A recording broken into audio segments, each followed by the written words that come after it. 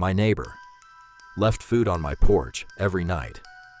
Then I found out why I moved into a small house at the edge of town, because I wanted peace and quiet. The rent was unbelievably cheap, and the landlord just smiled when I asked why. He said, "The last tenant left in a hurry."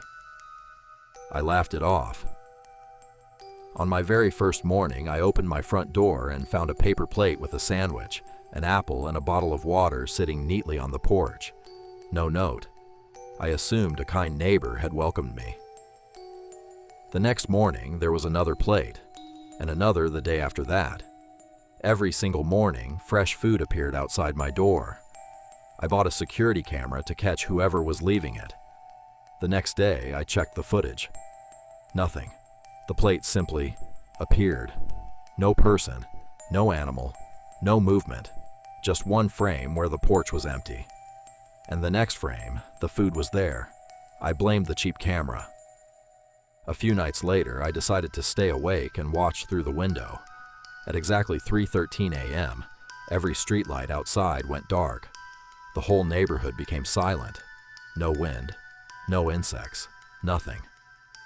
Then I noticed something moving at the end of the street. A tall figure. Way too tall. It walked strangely, like its joints bent the wrong way. It stopped in front of my neighbor's house, then the one across the street. Then it slowly turned toward mine. I froze. It stepped onto my porch, but I couldn't actually see it clearly. It was like my eyes refused to focus on it. A second later, it placed a paper plate on the ground. Then it looked directly at my window. I dropped to the floor. I stayed there until sunrise. When I finally opened the door, the food was waiting as usual. That afternoon, I asked my elderly neighbor if she knew anything about it.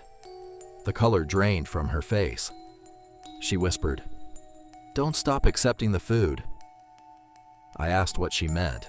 She grabbed my arm so hard it hurt. "If the plate is ever still there when the sun goes down, it knows you refused." I laughed nervously.